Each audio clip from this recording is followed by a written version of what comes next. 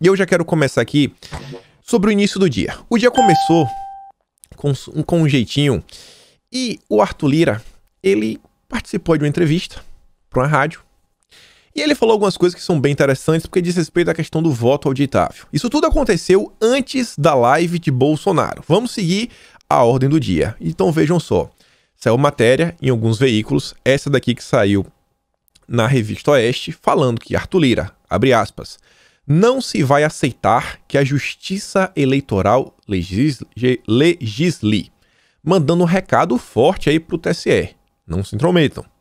O próprio Felipe Barros trouxe a matéria e fala o seguinte, ó, parabéns pela defesa do Congresso Nacional, presidente Arthur Lira. A soberania popular é exercida ou por meio de seus representantes eleitos e não por meio de ministros ou servidores do judiciário ou diretamente.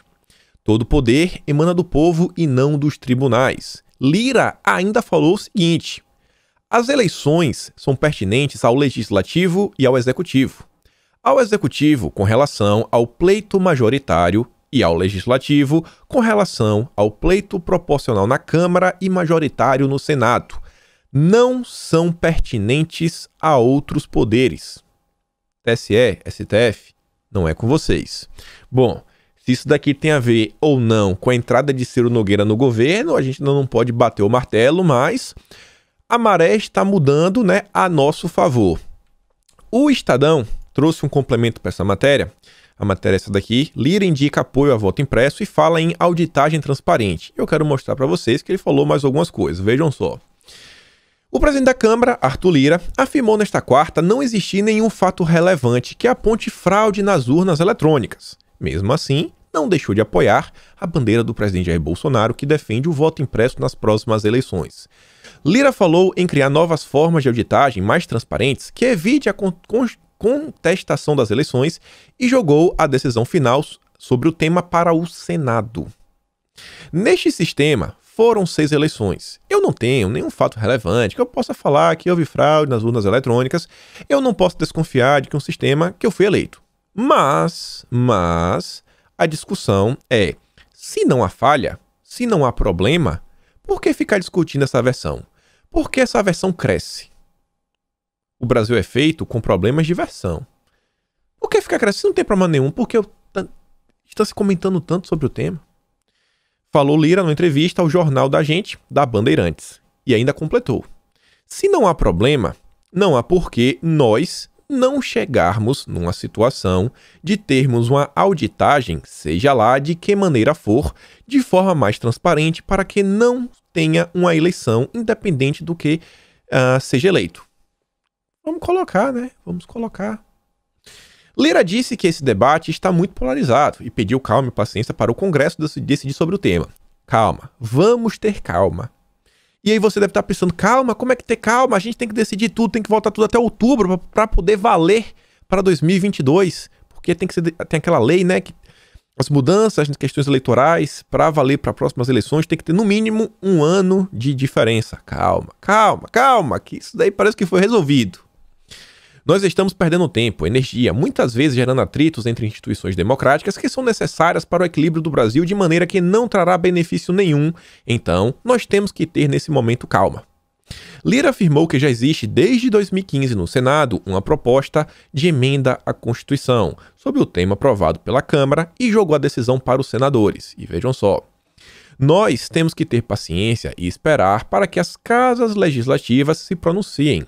Se a Câmara vai ter que votar as 2 propostas para que fique as 2 paradas no Senado, ou se o foco teria que ser Senado, decida se volta ou não a PEC que está aí há 6 anos, porque se não votar uma PEC que está lá desde 2015, deve ser, não vai votar uma que vai aprovar em 2021. Ele fala isso daí, né, só falando, mostrando o seguinte, temos outro caminho, a gente já comentou sobre isso. Se a questão aí da comissão não for para frente, não tem problema, tem a PEC do Senado. Só que a comissão traz algumas novidades que são bem interessantes. Antes de mostrar para vocês, eu quero mostrar essa conversa entre o William Vac e o Caio Junqueira. E aí eu tenho que dar aquele disclaimer da importância desse bate-papo. Eu falo para vocês o seguinte, ó, Quando a gente vai analisar uma notícia, óbvio, a gente analisa o texto, o que está sendo dito. O português, né, a forma como o jornalista está escrevendo a matéria, em que veículo saiu, quem é o jornalista. Todo veículo de imprensa, já falei para vocês, né, tem aqueles colunistas, que são as pessoas que têm informações de bastidores. No Globo tem o Lauro Jardim, Bela Megali, a Folha de São Paulo tem a Mônica Bergamo, Camila Matoso, todo mundo tem os seus contatinhos. Todo mundo tem os contatinhos. O Diogo Mainardi tem o jornalista do Terno Azul, né? Não é tão bonito quanto o meu, mas tudo bem. E a CNN contratou o Caio Junqueira, que é esse tipo de pessoa. Então a gente está lidando aqui com um jornalista que, sim, ele transita nos bastidores, sabe? Não é só aquelas barrigadas, fake news. Não, pessoal, tem que levar algumas coisas a sério. Uma entrevista de quase 4 minutos, eu recortei para a gente entender as questões relativas ao voto auditável. Voto auditável. E Felipe Barros, ele fez algumas mudanças em seu projeto que são bem interessantes. Vejam só. Boa noite. Nós temos um complexo grande hoje de fatos políticos. Eles formam um conjunto, Caio, se a gente considerar o Centrão casando dentro do Palácio. Arthur Lira promovendo uma tentativa de fazer passar um texto relativo ao voto impresso, que é uma resposta frontal ao Tribunal Superior Eleitoral. Vai vingar? Vamos ver, Já tá com raivinha, né, do Arthur Lira. Arthur Lira aí tá afrontando o TSE. Vamos ver. Me surpreendi com essa declaração hoje, Vac, boa noite a todos. Me surpreendi com a declaração do Arthur Lira, de um apoio ali, uma sinalização de boa vontade, pelo menos. Ele se surpreendeu porque, gente, até o momento, o Lira, ele vinha mantendo uma posição neutra. O recado que Lira vinha dando, as pessoas com que eu também conversava falavam o seguinte: o Lira não vai mexer no assunto. O Lira não vai mexer. O Lira, cara, ele tá lá. Se tiver que pautar, ele pauta. Ele não vai travar, mas ele não vai trabalhar a favor. E isso mudou. Isso mudou. Pegou muita gente de surpresa.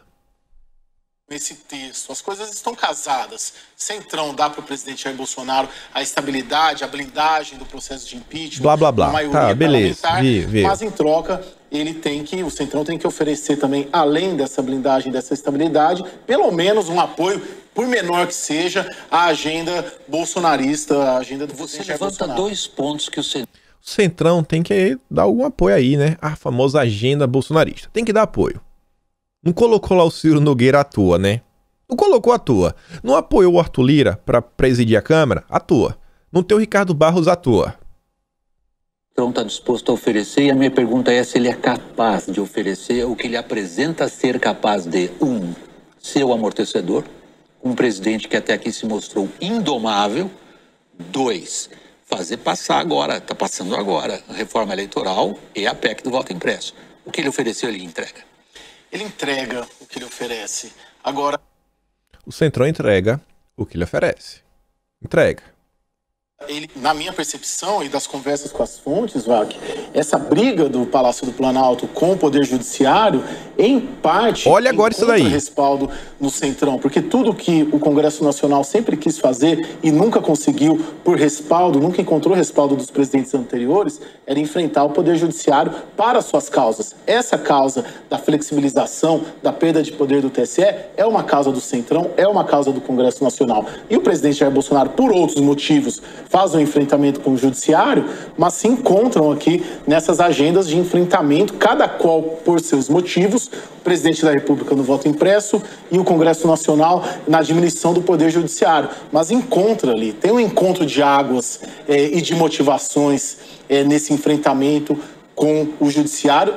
Tem diferença no tom, mas tem encontro de causas ali e um encontro de propósitos do Centrão e do Congresso com o Palácio do Planalto.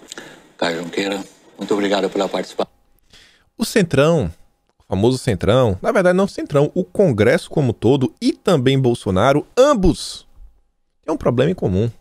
O Poder Judiciário, que a cada dia que passa, né, estamos vendo um agigantamento do Poder Judiciário. Um agigantamento. O Barroso mesmo adora isso. Ele trabalha para que isso aconteça.